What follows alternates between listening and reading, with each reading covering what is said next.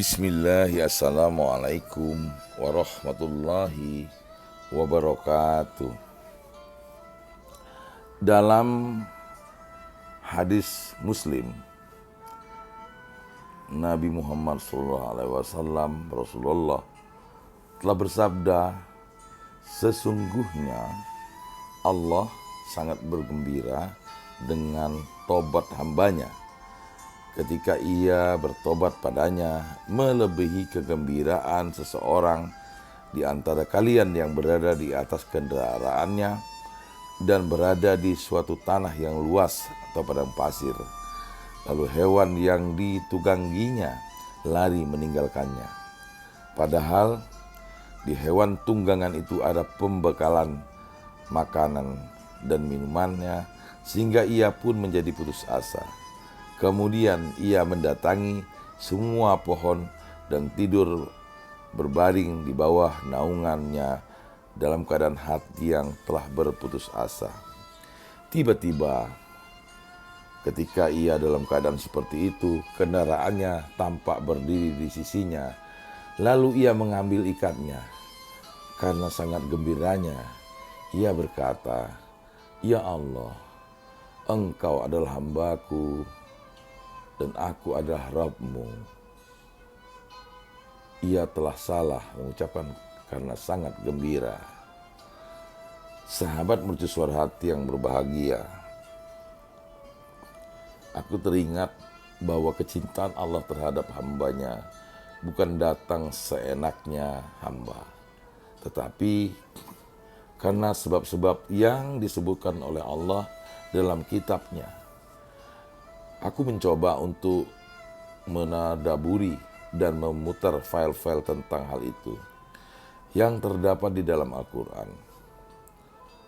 Aku berusaha mengukur diriku terhadap ayat-ayat itu dengan harapan aku menemukan jawabannya.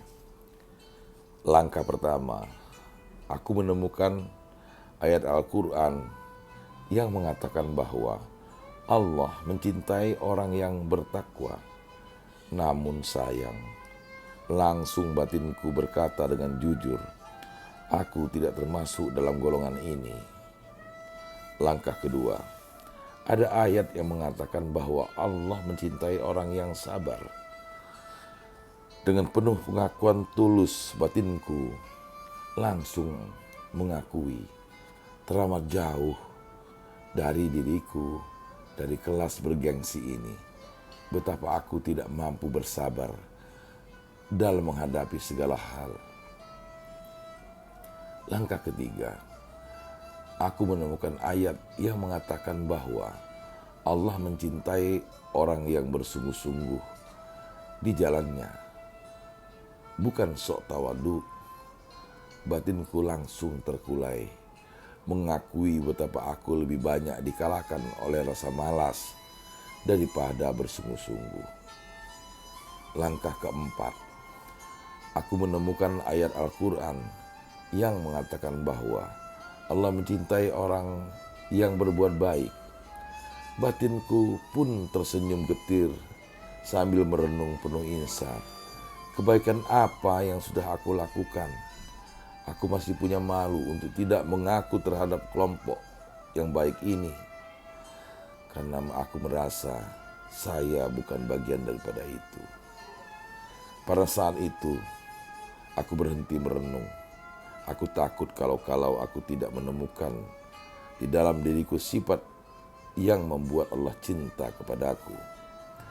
Kemudian, aku mencoba untuk membuka lembaran amal apa saja yang pernah aku lakukan.